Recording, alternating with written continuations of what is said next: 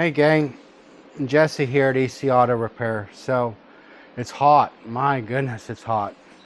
Going to be close to 100 degrees here in southwest Oklahoma today, and we're getting a lot of people coming in for air conditioning service. Like when I pull up to a stoplight, my air conditioner doesn't blow cold anymore, or when I turn on my air conditioner, it makes this really loud squalling noise, and then nothing.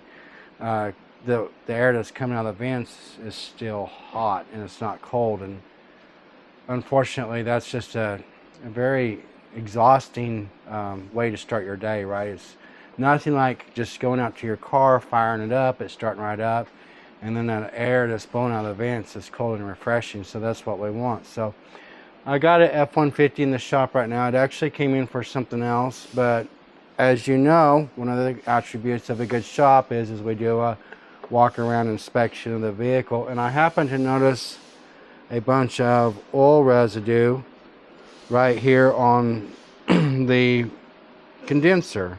So what we have here is we have a cooler right here, okay, and then we have this is a transmission cooler, and then we have the condenser, and then behind it is the radiator. So your major heat exchange for the vehicle actually all happens right here at the condenser, right? So you'll begin to notice if you come in and look real close, like that bug's super easy to see, right? But this is another problem. This condenser is actually seeping. It's got a leak in it somewhere in the condenser, and it's just oozing out just the tiniest bit of Freon, as well as it's leaking out air conditioning oil. And then of course the oil residue is attracting dirt, and that's why you can see like it's just completely plugged up right here. So the customer states the air conditioner is working fine at this time.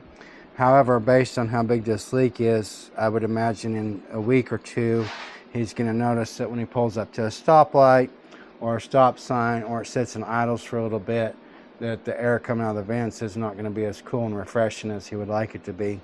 A couple weeks after that, then he'll notice the truck isn't cooling very well at all. So solution is going to be to replace the condenser. One of the things that I've even seen especially on work vehicles that are on dirt roads and country roads and different things like that, I've even seen birds get stuck in between the radiator and the condenser. I've seen grasshoppers, I've seen bird nests, I've seen rats, I've seen all kinds of stuff that restricts the airflow. So for you to do it yourself, one of the things you can do to make your air conditioning work at its best, so there's a myth out there. You've heard of a myth, right? So a myth is something that is believed to be true, and honestly it's not true.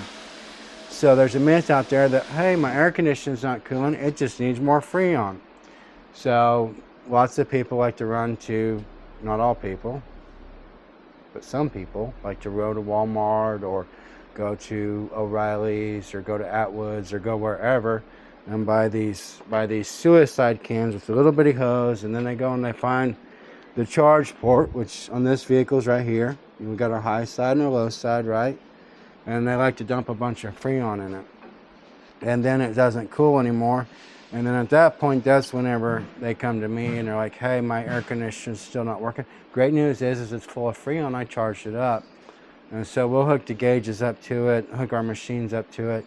I've seen some systems come here and be overcharged by as much as 6 pounds, which is an astronomical amount, way too much Freon. So I'm going to encourage you, we here, especially in the summertime, because we love helping people, we're actually just going to offer a free AC service inspection. We literally will come in, we'll let you come in, we'll stick the gauges on it, we'll actually do an evaluation of your air conditioning system for free. And then at that point, we're going to be able to give you a quote on what's needed, what repairs are needed to be done. So if your system is out of Freon, then there's a leak, because it should never be out of Freon. It shouldn't ever be out of refrigerant. So there's a leak. So if it is out of refrigerant, then we need to do a leak test and find the leak, repair the leak, and then charge it up, right? This leak here is pretty obvious, right? Other leaks ain't quite as obvious. Sometimes we have to pressure them up.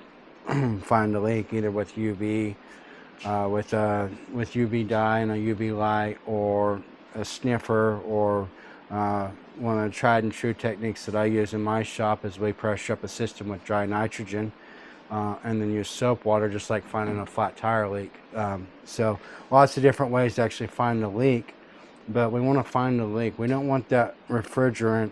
We think about it, we have to be licensed.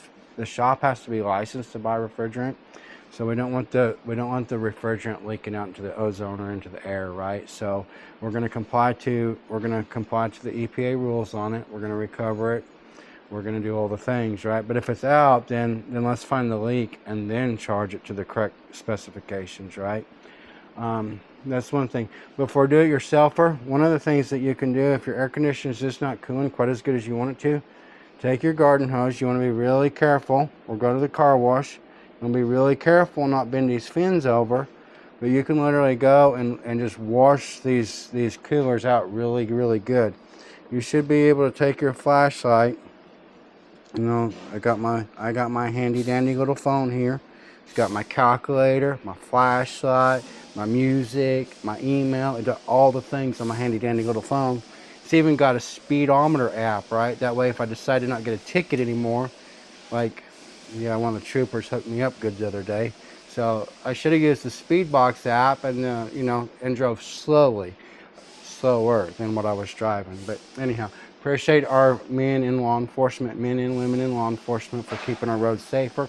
And yes, I did have my seatbelt on. And yes, I will drive slower in the future in an effort to be safe, okay? But that being said, that being said, I got my flashlight on.